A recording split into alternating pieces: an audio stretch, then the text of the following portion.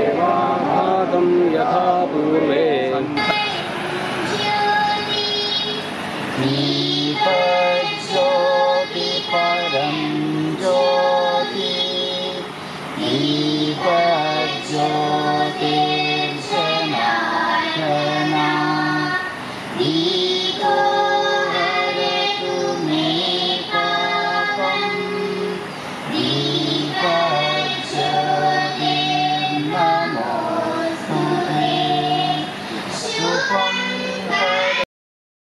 നമുക്കെല്ലാവർക്കും സുപരിചിതനാണ്.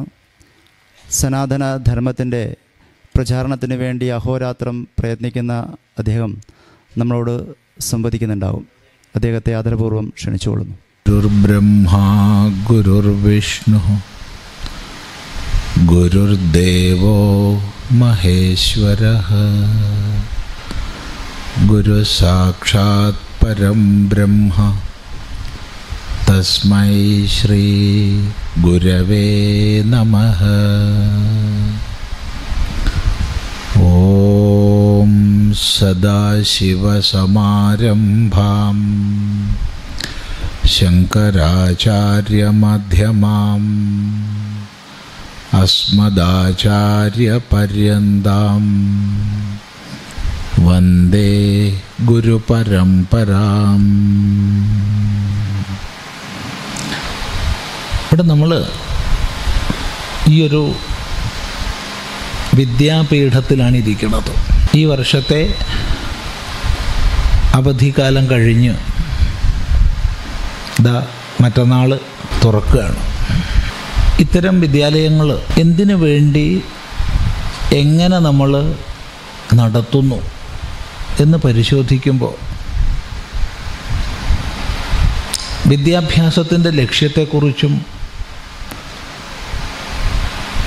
ആ ലക്ഷ്യത്തിൽ നിന്ന് നമ്മൾ എത്രമാത്രം അകന്നു പോകുന്നു എന്നുള്ളതുമൊക്കെ നല്ലപോലെ വിലയിരുത്തേണ്ടി വരും. വിദ്യ ആത്യന്തികമായി വിമുക്തിക്കാണ്, എല്ലാവിധ ബന്ധനങ്ങളിൽ നിന്നുമുള്ള മോചനം.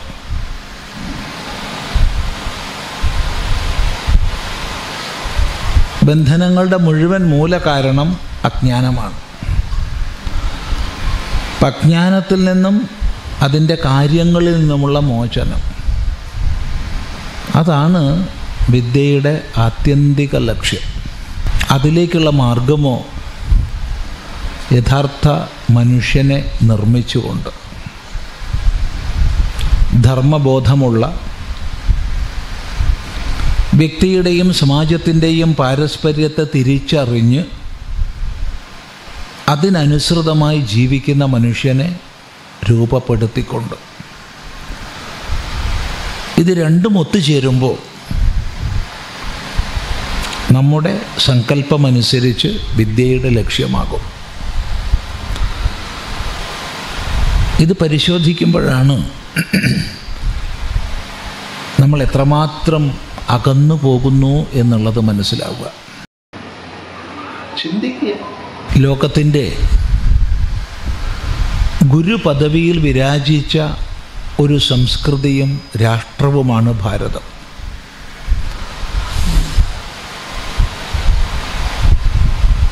കാലം നിർണയിക്കാനാവാത്ത അത്ര പ്രാചീനമായ മനുസ്മൃതിയിൽ ആരംഭഭാഗത്ത് നമുക്ക് ശ്രദ്ധേയമായൊരു വാക്യം പഠിക്കാം. ആ സന്ദർഭം എന്ന് പറഞ്ഞിട്ടാവാം വാക്യത്തിലേക്ക് കടക്കുന്നത്. തൻ്റെ സ്മൃതി വിരചിക്കുന്ന മനു ഈ ഭൂമിയിലെ വ്യത്യസ്ത ഭൂഖണ്ഡങ്ങളെക്കുറിച്ച് വർണ്ണിക്കുകയാണ്. ഭൂഖണ്ഡങ്ങൾ, അതിൻ്റെ ഭാഗമായിട്ട് ജംബുദ്വീപം, ഏഷ്യ വൻകര. അനന്തരം ആ ജംബുദ്വീപത്തിൽ ഉൾപ്പെട്ട ഭാരതത്തെ വർണ്ണിക്കും. ഹിമാലയം മുതൽ സമുദ്രപര്യന്തമുള്ള ഭാരതം. അങ്ങനെയുള്ള ഭാരതവർഷത്തെ വർണ്ണിക്കുന്ന സമയത്ത് മനു ഒരു വാക്യം, ശ്രദ്ധേയമായൊരു വാക്യം പറയുകയാണ്. ഇതാണ്: ഏതദ്ദേശപ്രസൂതസ്യ സകാശാദഗ്രജന്മനഃ സ്വം സ്വം ചരിത്രം ശിക്ഷേരൻ പൃഥിവ്യാം സർവമാനവാഃ. പൃഥിവ്യാം സർവമാനവാഃ. ഈ ഭൂമിയിൽ എല്ലാ മനുഷ്യരും, ഭാരതത്തിലെല്ലാ മനുഷ്യരും എന്നല്ല, ജംബുദ്വീപത്തിലെല്ലാ മനുഷ്യരും എന്നല്ല, മറിച്ച് ഈ ഭൂമിയിൽ എല്ലാ മനുഷ്യരും.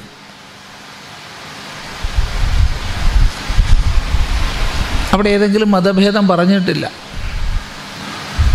അക്കാലത്ത് പറയാമായിരുന്ന മതഭേദങ്ങളെ പറഞ്ഞിട്ടില്ല. മീമാംസകന്മാരെന്നോ വേദാന്തികളെന്നോ ശൈവന്മാരെന്നോ വൈഷ്ണവന്മാരെന്നോ ഒന്നും പറഞ്ഞിട്ടില്ല. സർവമാനവാഹ, എല്ലാ മനുഷ്യരും. ഏതദ്ദേശപ്രസൂതസ്യ അഗ്രജന്മനഃ സകാശാത്. ഈ ഭാരതഭൂമിയിൽ ജനിച്ച വിദ്വാൻ്റെ അരിക നിന്ന് സ്വം സ്വം ചരിത്രം ശിക്ഷേരൻ, സ്വന്തം സ്വന്തം ചരിത്രത്തെ പഠിക്കുമാറാകട്ടെ. വളരെ ശ്രദ്ധേയമായ വാക്യമാണ്. അപ്പോൾ ലോകത്തിലെല്ലാ മനുഷ്യരും ഈ ഭാരതത്തിലെ വിദ്വാൻ്റെ അരിക നിന്ന് സ്വന്തം സ്വന്തം ചരിത്രത്തെ പഠിക്കുമാറാകട്ടെ എന്ന് പറഞ്ഞാൽ ലോകത്തിൻ്റെ ഗുരുപദവിയാണ് ഭാരതത്തിന് എന്നുള്ളത് സുവ്യക്തമാണ്.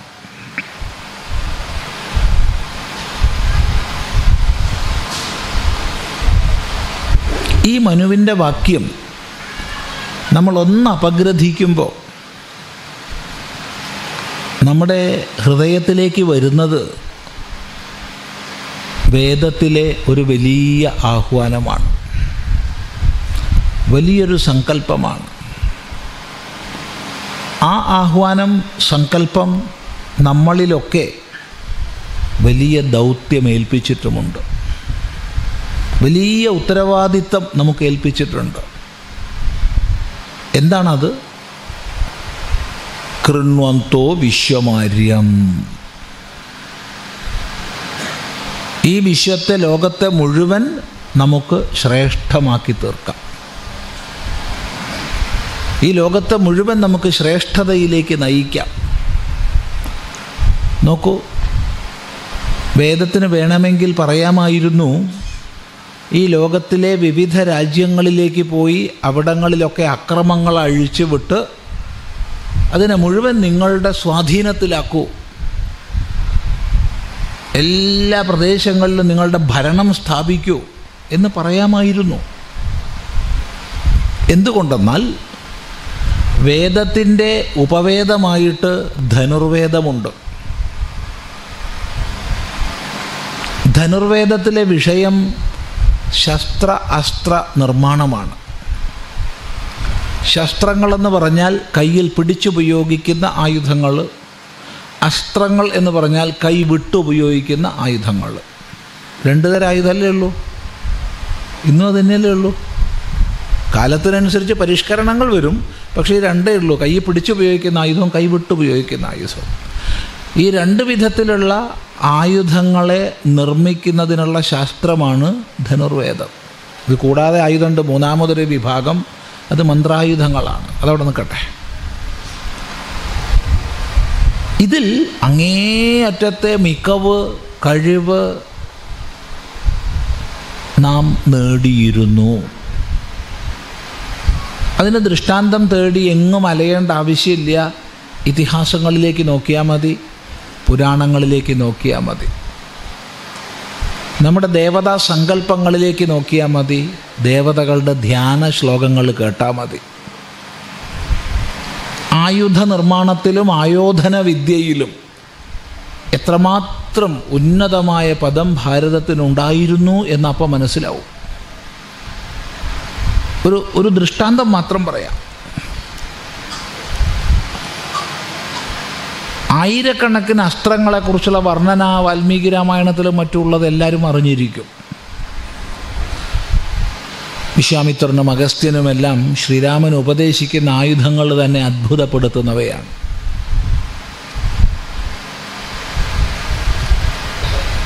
അതിലുപരി വാൽമീകി മഹർഷി രാമായണത്തിൽ അയോധ്യയെ വർണ്ണിക്കുന്ന സന്ദർഭം, വാൽമീകി മഹർഷി രാമായണത്തിൽ ലങ്കയെ വർണ്ണിക്കുന്ന സന്ദർഭം, ഈ രണ്ട് സന്ദർഭങ്ങൾ നമുക്കെടുക്കാം. ഒന്ന്, ആരംഭത്തിൽ സാകേത തലസ്ഥാനമായ അയോധ്യയെ വർണ്ണിക്കുകയാണ്. രണ്ട്, ഹനുമാൻ, സീതാന്വേഷണത്തിനായി പോകുന്ന ഹനുമാൻ ലങ്കയെ കാണുന്നത് വർണ്ണിക്കുകയാണ്. ഈ രണ്ട് സന്ദർഭങ്ങളിൽ പട്ടണത്തിൻ്റെ പുറത്തു കൂടെ ചുറ്റുമതിലുണ്ട്. ആ ചുറ്റുമതിലിന് പുറത്ത് വലിയ കിടങ്ങുണ്ട്. അതിൻ്റെ രണ്ടിൻ്റെയും മധ്യത്തിലായിട്ട് ധാരാളം ശതഘ്നികൾ വിന്യസിക്കപ്പെട്ടിരുന്നു എന്നാണ്. എന്താണ് ശതഘ്നി എന്ന് ചോദിച്ചാൽ മറുപടി നമുക്കറിയില്ല എന്നാണ്. എന്നെ സംബന്ധിച്ച് അറിയില്ല. പക്ഷെ വാക്കിൻ്റെ അർത്ഥം അറിയാം. ശതാൻ ഘ്നന്തി ഇതി ശതഘ്നി. ഒറ്റ പ്രയോഗത്തിൽ, ഒറ്റ വിക്ഷേപണത്തിൽ 100 കണക്കിന് പേരെ കൊല്ലാൻ കഴിവുള്ള ആയുധവിശേഷമാണ് ശതഘ്നി. വല്ല മിസൈലാണോ, ആര് കണ്ടു എന്താന്ന്, വല്ല റോക്കറ്റാണോ മിസൈലാണോ ഒന്നും അറിയില്ല. എന്തായാലും ഒറ്റ വിക്ഷേപണത്തിൽ 100 കണക്കിന് പേരെ കൊല്ലാൻ അതിന് കഴിവുണ്ട്. ഇത്രക്കേറെ ആയുധ സമ്പത്തും ആയോധന വൈഭവവും തികഞ്ഞ ഒരു രാഷ്ട്രത്തിന് വേണമെങ്കിൽ പറയാമായിരുന്നു, നിങ്ങൾ അങ്ങുമിങ്ങും സഞ്ചരിക്കൂ, ആക്രമിച്ച് കീഴടക്കൂ അവിടങ്ങളെ, നിങ്ങളുടെ ആധിപത്യം സ്ഥാപിക്കൂ എല്ലായിടത്തും പറയാമായിരുന്നു. ഒരിടത്തും പറഞ്ഞില്ല, ഒരിടത്തും പറഞ്ഞില്ല. വൈദിക ശാസ്ത്രങ്ങൾ മുഴുവൻ പരിശോധിച്ചോളൂ, ഒരിടത്ത് പോലും പറഞ്ഞിട്ടില്ല. പിന്നെന്താ പറഞ്ഞേ? ഈ ലോകത്തെ നമുക്ക് ശ്രേഷ്ഠതയിലേക്ക് നയിക്കാം. എങ്ങനെയാണ് ലോകത്തെ ശ്രേഷ്ഠതയിലേക്ക് നയിക്കുക? ഒറ്റ വഴിയേ ഉള്ളൂ, അറിവിൻ്റെ പ്രസരണത്തിലൂടെ, ജ്ഞാനപ്രചാരത്തിലൂടെ. വ്യക്തിയെ ആയാലും സമാജത്തെ ആയാലും ശ്രേഷ്ഠതയിലേക്ക് നയിക്കാനുള്ള ഏകമാർഗം അറിവിനെ നൽകുക എന്ന് മാത്രമാണ്. അറിവാണ് പരമം. കഴിഞ്ഞ ദിവസം ഒരു 2-3 ദിവസം മുമ്പ് ഒരാൾ ഒരു സംശയം ചോദിച്ചു, സ്വാമി, അറിവാണോ പ്രധാനം, സ്നേഹമാണോ പ്രധാനം? ഏതാ വലുത്, അറിവാണോ സ്നേഹമാണോ? ഇതാ ചോദ്യം. കുറച്ച് വിഷമം പിടിച്ച ചോദ്യം അത് അല്ലേ? അപ്പം ഞാൻ തിരിച്ചു ചോദിച്ചു, എനിക്ക് അമ്മയോട് വിശേഷമായ സ്നേഹം ഉണ്ടാകുന്നത് എപ്പോഴാണ്? അത് എൻ്റെ അമ്മയാണെന്ന് അറിവുണ്ടാവുമ്പോഴാണ്. എൻ്റെ കുഞ്ഞാണെന്നുള്ള വിശേഷ സ്നേഹം എനിക്കുണ്ടാകുന്നത് എപ്പോഴാണ്? എൻ്റെ കുഞ്ഞാണെന്ന അറിവുണ്ടാവുമ്പോഴാണ്. ഇതെൻ്റെ രാഷ്ട്രമാണെന്ന അറിവിൽ നിന്നാണ് രാഷ്ട്രപ്രേമം, അറിവിൽ നിന്നാണ് സ്നേഹം. അപ്പം സ്നേഹത്തിനും മൂലം അറിവാണ്. അറിവ് തന്നെ പരമം. ചിന്തിക്കുക. ഇപ്പോൾ ലോകം മുഴുവൻ അറിവിനെ പ്രസരിപ്പിച്ച് ശ്രേഷ്ഠതയിലേക്ക് നയിക്കേണ്ടുന്നൊരു സംസ്കൃതിയും രാഷ്ട്രവുമാണ് ഭാരതം. അതുകൊണ്ടാണ് ഇത് ഭാരതമായിരുന്നത്. അതുകൊണ്ടാണ് ഇത് ഭാരതമായിരിക്കുന്നതും ഭാരതമാക്കേണ്ടതും.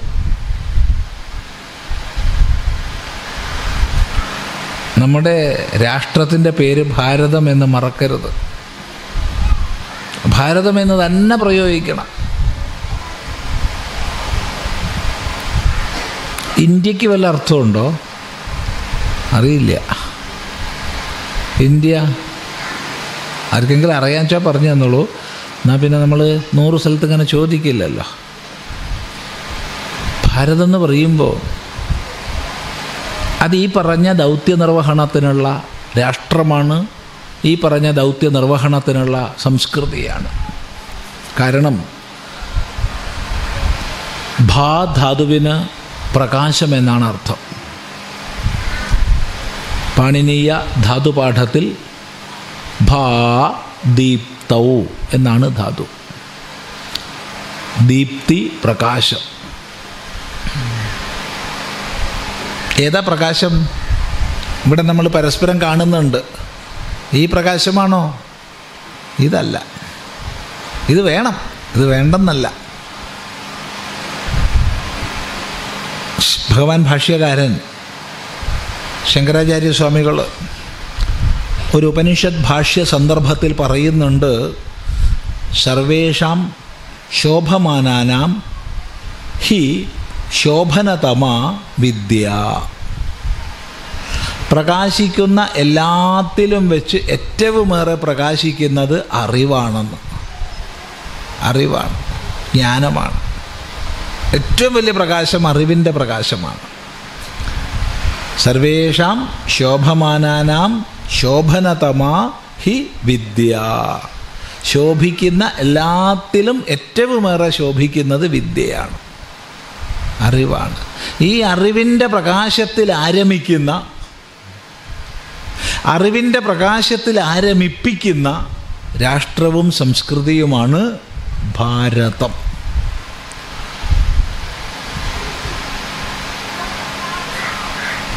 എങ്ങനെ എന്നന്വേഷിക്കുമ്പോഴാണ് ഇവിടുത്തെ സമഗ്രമായ വിജ്ഞാനീയ വീക്ഷണത്തെ നമ്മൾ മനസ്സിലാക്കേണ്ടത്. എത്രമാത്രം സമഗ്രമാണ്! അത്ഭുതപ്പെടും നമ്മൾ. നോക്കൂ, ഈശ്വര തത്വത്തെ സുസൂക്ഷ്മം അപഗ്രഥിക്കുന്ന ബാദരായണൻ നമുക്ക് മഹർഷിയാണ്. ബാദരായണ മഹർഷി അല്ലെങ്കിൽ വ്യാസ മഹർഷി. ഈശ്വരനെ നിഷേധിക്കുന്ന ചാർവാകനോ? ചാർവാക മഹർഷി. അദ്ദേഹത്തെ നമ്മൾ എത്തിസ്റ്റ് എന്ന് പറഞ്ഞ് മാറ്റിവെച്ചില്ല.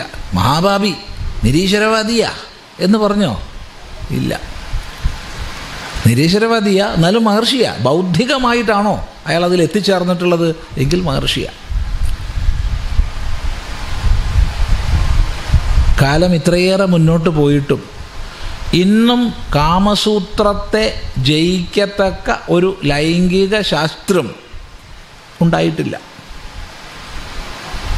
നമുക്ക് ലഭിക്കാവുന്ന ഏറ്റവും നല്ല ഒരു ലൈംഗിക ശാസ്ത്രം, സെക്സോളജി, കാമസൂത്രമാണ്.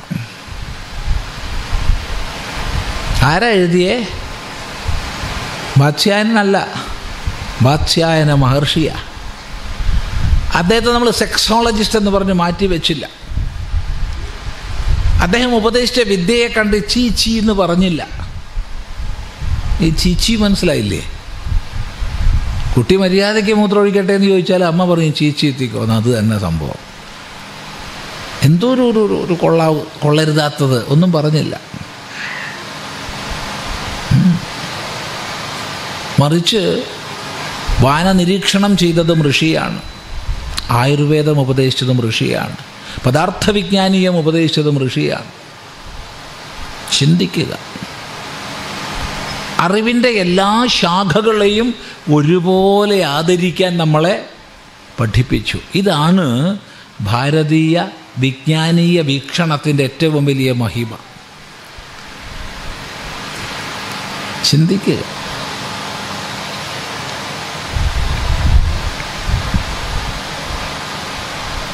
വേദത്തിൻ്റെ ഭാഗമായിട്ടാണ് നേരത്തെ സൂചിപ്പിച്ചു ആയുധ നിർമ്മാണം. വെറും ശാന്തി മാത്രം ചൊല്ലിപ്പോയവരല്ല നമ്മുടെ ആചാര്യന്മാർ. ശാന്തിയോടൊപ്പം ശക്തിയും, അറിവിനോടൊപ്പം കരുത്തും. ഇവ മാത്രമോ? ഒരിക്കലുമല്ല. സംഗീതവും നൃത്തവും. അതാണ് ഗാന്ധർവവേദത്തിൻ്റെ വിഷയം. ഗാന്ധർവവേദം ഉപവേദമാണ്. സകല സംഗീത ശാസ്ത്രങ്ങളും അതിൽ വരും, സകല നൃത്തവിധാനങ്ങളും വരും. ചിന്തിക്കുക. അതൊന്നും അന്യമായി അല്ല നമ്മൾ കണ്ടത്. ശരീരശാസ്ത്രവും മനഃശാസ്ത്രവും എല്ലാം ഉൾപ്പെടുന്ന ആയുർവേദം. വാസ്തുശാസ്ത്രമെന്ന് പറയാവുന്ന മനുഷ്യാലയ നിർമ്മാണം, ദേവാലയ നിർമ്മാണം തുടങ്ങിയവയുടെ നിർമ്മിതിയെ പറയുന്ന ശാസ്ത്രം, സ്ഥപത്യവേദം.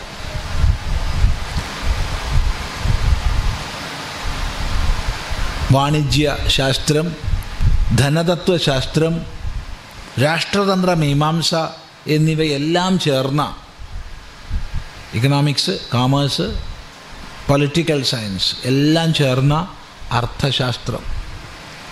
ഇതൊക്കെ ഉപവേദങ്ങളാണ്.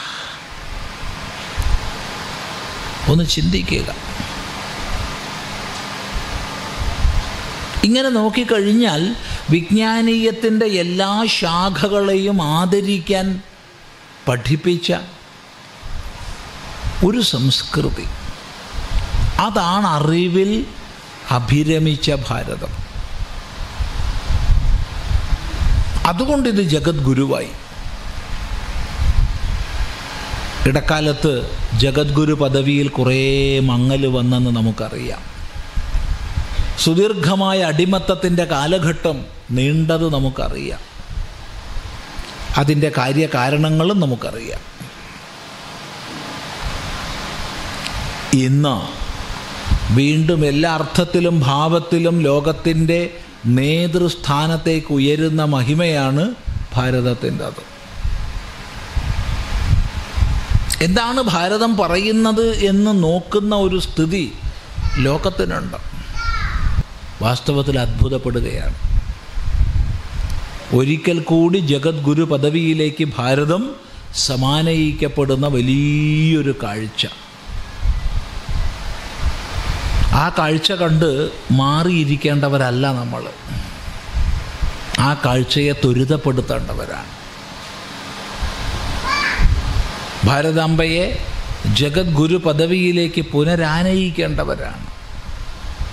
അതോടൊപ്പം സ്വയം മഹിമയെ പ്രാപിക്കേണ്ടവരാണ്. അതിന് ഭാരതീയ വൈജ്ഞാനിക സമ്പത്തിനെ അറിയാൻ ശ്രമിക്കുക, അറിഞ്ഞതിനെ അറിയിക്കാൻ ശ്രമിക്കുക.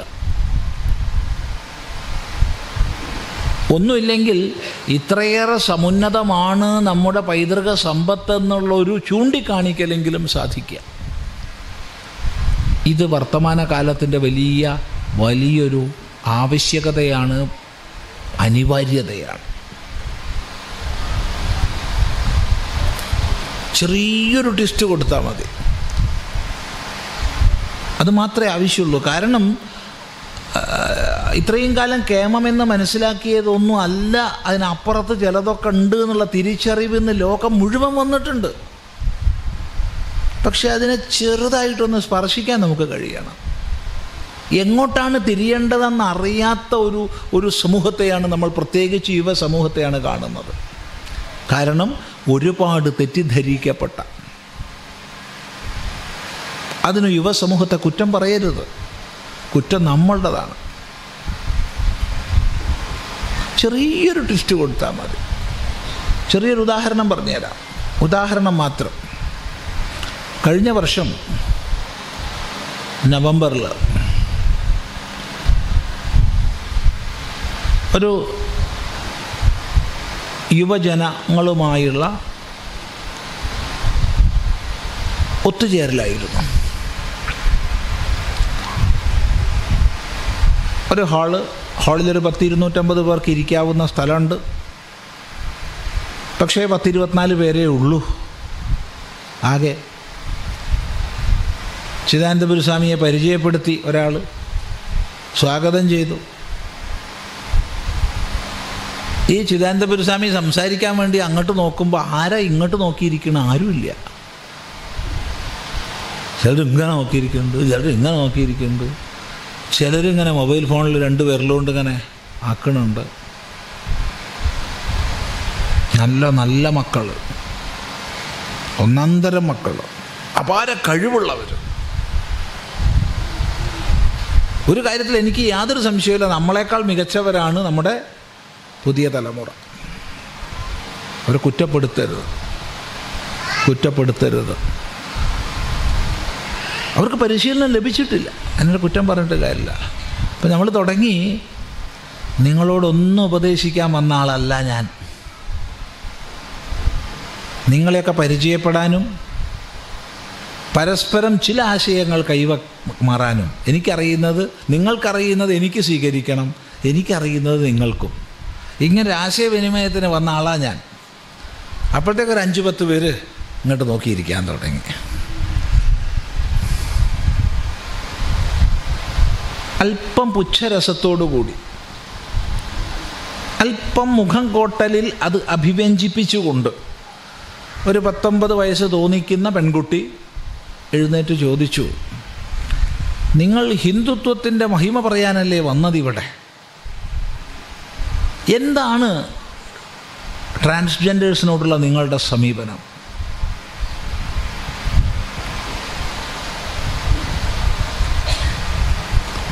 ആദ്യത്തെ ചോദ്യ. ഞാൻ പറഞ്ഞു, വളരെ സന്തോഷം, ഏറ്റവും നല്ലൊരു ചോദ്യമാണ് ചോദിച്ചിട്ടുള്ളത്. ലോകത്തിലേതെങ്കിലും ഒരു റിലീജിയസ് സിസ്റ്റം, ലോകത്തിലേതെങ്കിലും ഒരു പൊളിറ്റിക്കൽ സിസ്റ്റം, ലോകത്തിലേതെങ്കിലും ഒരു സോഷ്യൽ സിസ്റ്റം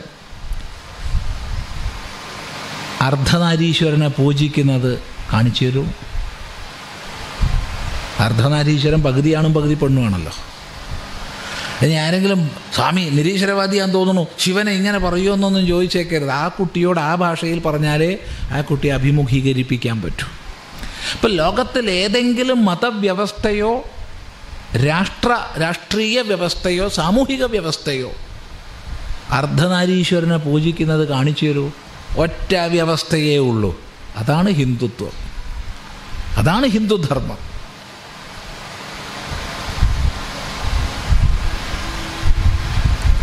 ഈ ഒറ്റ മറുപടി കേട്ടപ്പോഴത്തേക്ക് എല്ലാവരും ഇരിക്കാൻ തുടങ്ങി. അവർ ഫോണിൽ എന്തൊക്കെയോ കളിക്കുന്നുണ്ട്. ഞാൻ വിചാരിച്ചു ഇത്രയും പറഞ്ഞിട്ട് അവർ അഭിമുഖീകരിച്ചില്ല, എന്തോ കളിക്കുകയാണോ? അല്ല, ഒരു 2-3 മിനിറ്റ് കൊണ്ട് ആ ഹാള് ഫുള്ളായി. ഒരു കൂട്ടുകാരെ വിളിച്ചു വരുത്തിയതാണ്. ഞങ്ങൾ 2-2.5 മണിക്കൂർ നേരം വിവിധ വിഷയങ്ങളെ കുറിച്ച്, അതിൽ രാഷ്ട്രീയമുണ്ട്, അതിൽ സയൻസ് ഉണ്ട്, അതിൽ ടെക്നോളജി ഉണ്ട്, അതിൽ ഇന്നത്തെ സമൂഹത്തിൻ്റെ അവസ്ഥയുണ്ട്, അതിൽ കുട്ടികളുണ്ട്, പലതും ഉണ്ട്. വളരെ സന്തോഷമായി ചർച്ച ചെയ്തു. സൂചിപ്പിച്ചത് എന്തെന്നാൽ, നമ്മുടെ ഭാരതീയ ദർശന മഹിമ, വിജ്ഞാനീയ മഹിമ, പാരമ്പര്യ മഹിമ, ഇതിനെക്കുറിച്ച് ശ്രദ്ധിക്കുന്നൊരു സമൂഹത്തെ ഉരുത്തിരിയിക്കാൻ വലിയ പണിയില്ലപ്പോൾ ചെറിയൊരു ടെസ്റ്റ് കൊടുത്താൽ മതി. ഇത് പറയുമ്പോൾ ഓർമ്മിക്കുന്നത് 1930കളിൽ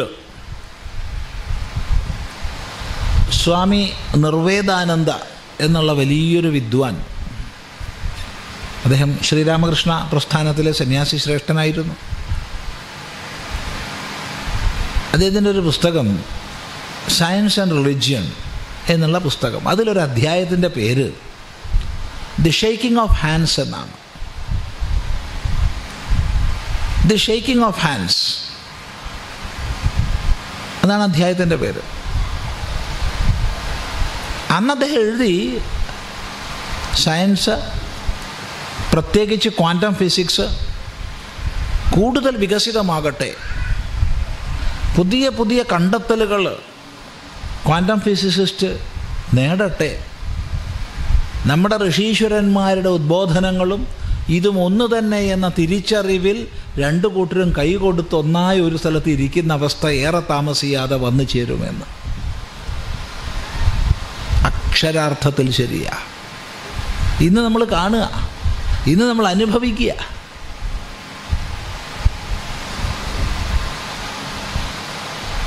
ചിന്തിക്കുക. അതുകൊണ്ടാണ് പറഞ്ഞത്, ഈ ജഗദ്ഗുരുവായ ഭാരതത്തിൻ്റെ വിജ്ഞാനീയ മഹിമ ബോധിപ്പിക്കാൻ ഇന്ന് എളുപ്പമാണ് പുതിയ തലമുറയെ. അതിനെന്തൊക്കെ മാധ്യമങ്ങൾ നമുക്ക് കിട്ടുമോ ആ മാധ്യമങ്ങളൊക്കെ ഉപയോഗിക്കുക. കാരണം ഒരു തരം ഹിപ്നോട്ടൈസ് ചെയ്യപ്പെട്ട അവസ്ഥയിൽ കുറേ തലമുറകൾ കടന്നു പോയതിൻ്റെ ദുഷ്പരിണാമമാണ് നമ്മൾ അനുഭവിക്കുന്നത്. ചെറിയൊരു തോണ്ടൽ, ചെറിയൊരു തിരിച്ചുവിടൽ, അത്രയേ വേണ്ടു. അതിന് ഉള്ള അറിവ് നമുക്കൊക്കെ വേണം എന്ന് മാത്രമാണ് ഈ സന്ദർഭത്തിൽ പറയുന്നത്. വാസ്തവത്തിൽ നമ്മുടെ ഇത്തരം വിദ്യാലയങ്ങളുടെ മുഴുവൻ പ്രസക്തിയും പ്രാധാന്യവും ആ വിഷയത്തിലാണ്. വളർന്നു വരുന്ന നമ്മുടെ മക്കൾക്ക് ആ ഒരു ട്വിസ്റ്റ് കൊടുക്കുക. അത് പുറമേന്ന് കിട്ടില്ല, പുറമേന്ന് കിട്ടാത്തതാ.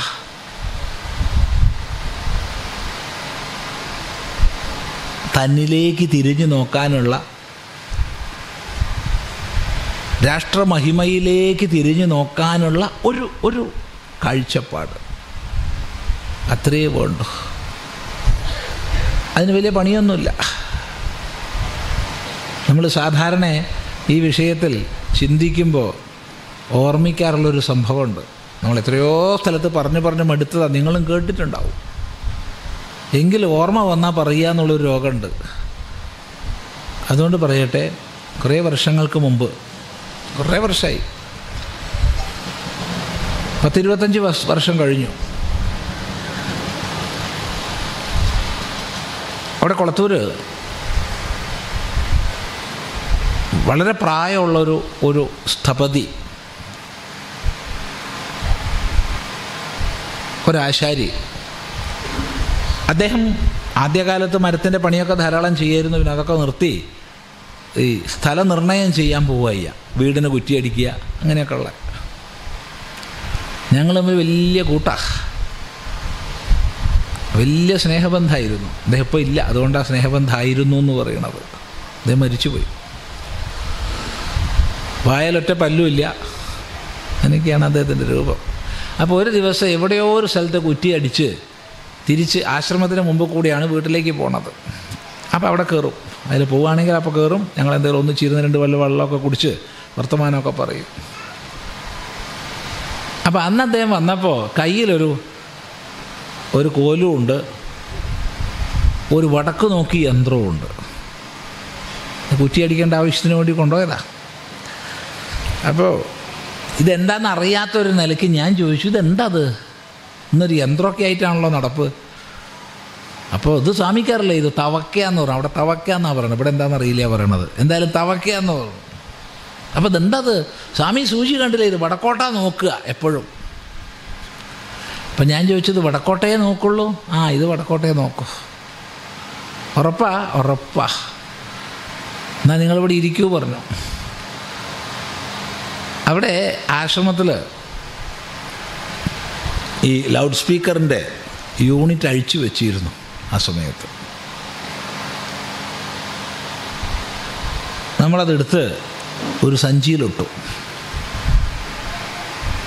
ആ സഞ്ചി ഇവിടെ അങ്ങോട്ട് തൂക്കി, എന്നിട്ട് പുറത്തു കൂടെ ഇതങ്ങോട്ട് പുതച്ചു. അപ്പോൾ സഞ്ചിയുള്ള ആർക്കും കാണില്ല. അപ്പോൾ ഇതിൻ്റെ ഉള്ളിൽ യൂണിറ്റിലുണ്ട് കേട്ടോ. ശക്തമായ മാഗ്നറ്റിക് ഫീൽഡാണല്ലോ അതുണ്ടാവുക.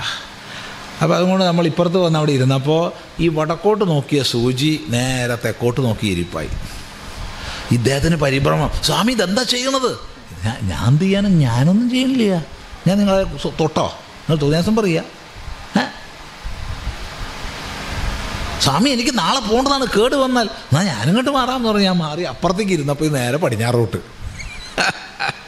ഒന്ന് ആലോചിച്ച് നോക്കൂ, പാവട്ടോ, അദ്ദേഹത്തിന് പരിഭ്രമം ഉണ്ടായിട്ട് മുഖമൊക്കെ വിയർത്തു. പിന്നെ പ്രായമുള്ള ഒരാളല്ലേ, അധികം കളിപ്പിക്കാൻ പാടില്ലല്ലോ എന്നുള്ളതുകൊണ്ട് നമ്മളിത് മാറ്റി വെച്ചു. അപ്പോൾ അത് ശരിയായല്ലോ. ഓ ശരിയായി. ഇതേ വേണ്ടു. എന്ത്? ഈ വടക്കോട്ടുള്ള സൂചി വടക്കോട്ട് അഭിമുഖമായി നിൽക്കുന്നത് ശക്തമായൊരു മാഗ്നറ്റിക് പോള് അപ്പുറത്തുള്ളതുകൊണ്ടാണ്. ആ ശക്തമായ മാഗ്നറ്റിക് പോളിൻ്റെ സ്വാധീനം എന്താണോ അതിനേക്കാൾ സ്വാധീനം ഇപ്പുറത്തുണ്ടാക്കാൻ കഴിഞ്ഞാൽ ഈ അങ്ങോട്ട് നോക്കുന്നത് ഇങ്ങോട്ട് നോക്കും. അതിനേക്കാൾ സ്വാധീനം ഇപ്പുറത്തുണ്ടാക്കാൻ കഴിഞ്ഞാൽ ഇങ്ങോട്ടാവും. ഇത് മാത്രം മനസ്സിലാക്കിയാൽ മതി. അതിന് വേണ്ട നിധി നമ്മുടെ അടുത്തുണ്ട്. പുതുതായിട്ട് എങ്ങോട്ടും പോകണ്ട. അത് പകർന്നു നൽകാനുള്ള ആചാര്യ ശ്രേഷ്ഠന്മാർ ആയിരം നമുക്കുണ്ടായിട്ടുണ്ട്. അതെല്ലാം അവർ രേഖപ്പെടുത്തി വയ്ക്കുകയും ചെയ്തിട്ടുണ്ട്. നമ്മളൊന്ന് നോക്കാൻ തയ്യാറായാൽ മതി. അത് മാത്രമേ ഉള്ളൂ. നോക്കാൻ തയ്യാറാവില്ലാച്ച എന്താ ചെയ്യുക? ഇല്ലേ? നോക്കൂ, ഈ ചില സമയത്തെ ധാരാളം പ്ലാറ്റ്ഫോമുകളുള്ള റെയിൽവേ സ്റ്റേഷനിൽ നമ്മളൊരു വണ്ടിയിൽ ഇരിക്കുകയാണെന്ന് വെച്ചോളൂ. നമ്മളെ കൂട്ടാളി വെള്ളം വാങ്ങാനോ മറ്റോ പോയിട്ടുണ്ടെന്ന് വിചാരിച്ചോളൂ. അപ്പം നമ്മൾ അപ്പുറത്തേക്ക് നോക്കിയിരിക്കുമ്പോൾ വണ്ടി വേഗത്തിൽ പോണതാ കാണുന്നത്. പരിഭ്രമമുണ്ട്, ഇല്ലേ? അയ്യോ, അത് കൂടെ വന്നാൾ വന്നില്ലല്ലോ, അതിനിപ്പോൾ വണ്ടി സ്പീഡ് പോവാണല്ലോ, ആകെ പരിഭ്രമമുണ്ട്. സത്യത്തിൽ വണ്ടി അനങ്ങിയിട്ടില്ല. അത് അപ്പുറത്തെ വണ്ടിയാണ് പോണത്. അപ്പുറത്തെ വണ്ടി പോണത് ഈ വണ്ടീൻ്റെ ഉള്ളിലിരുന്ന് നോക്കുമ്പോൾ നമ്മളെ വണ്ടി സ്പീഡ് പോകണമെന്ന് തോന്നും. ഈ അനുഭവം ആർക്കെങ്കിലും ഉണ്ടായിട്ടുണ്ടോ? പരിഭ്രമം ഉണ്ടാവും, ശരിക്കും പരിഭ്രമിക്കും. ആ സമയത്ത് ഒന്നേ ചെയ്യേണ്ടു, ഒന്ന് മാത്രം, ഒന്നിപ്പുറത്തേക്ക് നോക്കാൻ തയ്യാറാവുക. ഈ പ്ലാറ്റ്ഫോമിലേക്ക് നോക്കിയാൽ മനസ്സിലാവും നമ്മുടെ വണ്ടി അനങ്ങണില്ല എന്ന്. അത് നോക്കാൻ തയ്യാറില്ലാണ്ട് ബഹളം വെച്ച് കരഞ്ഞു കൂട്ടിയിട്ട് വല്ല കാര്യമുണ്ടോ? മൂല്യബോധം നഷ്ടപ്പെട്ടിരിക്കുന്നു. ഇന്നത്തെ ചെറുപ്പക്കാരൊന്നും ശരിയില്ല. ജനങ്ങൾക്കാർക്കും മൂല്യബോധമില്ല. സ്വാഗതക്കാരൻ പറയുക, ഞാൻ അയാളോട് പറഞ്ഞു നിർത്തിയേക്കുന്നാൽ പിന്നെ നിങ്ങൾക്ക് പറയാൻ അധികാരമുണ്ടോ? അല്ല സ്വാമി, ഞാൻ എൻ്റെ കാര്യമല്ല, പിന്നെ നിങ്ങളുടെ കാര്യമല്ലാണ്ട് ആർക്കും മൂല്യബോധം ഇല്ലാച്ചാൽ നിങ്ങൾക്കും എനിക്കും ഇല്ലല്ലോ, പിന്നെ ഈ പരിപാടി ഇവിടെ ആവശ്യമില്ലല്ലോ. മനസ്സിലായില്ല? അതുകൊണ്ട് ഒന്ന് നോക്കുക ഇപ്പുറത്തെ പ്ലാറ്റ്ഫോമിലേക്ക്. അചലമായ നിധി കാണാം. അതിനെ കണ്ടെത്താനുള്ള പരിശ്രമം ഉണ്ടാവട്ടെ, അതിനനുസൃതമായ ആചരണങ്ങൾ ഉണ്ടാവട്ടെ എന്ന് മാത്രം പറഞ്ഞ് വിഷയാന്തരങ്ങളിലേക്കൊന്നും പോകാതെ, വിഷയാന്തരങ്ങളിലേക്ക് പോയാൽ ആദ്യം പറഞ്ഞ പ്രതിജ്ഞ തെറ്റും. എന്താ പ്രതിജ്ഞ? ചെറിയൊരു പ്രസംഗം. ഇവിടെ പങ്കെടുത്തതും ഞങ്ങളൊക്കെ അനുഭവിച്ചതും നമ്മുടെ നാടിൻ്റെയും ഈ ചാരിറ്റബിൾ ട്രസ്റ്റിൻ്റെയും വിദ്യാപീഠത്തിൻ്റെയും അഭേദവുമായ സ്നേഹവും നന്ദിയും അറിയിക്കുന്നു. അതുപോലെ ഇന്നത്തെ ഈ പരിപാടിയിൽ പങ്കെടുത്ത എല്ലാ സജ്ജനങ്ങൾക്കും ഈ സ്നേഹത്തിൻ്റെ ഭാഷയിൽ നന്ദി പ്രകാശിപ്പിച്ചുകൊള്ളുന്നു. നന്ദി, നമസ്കാരം.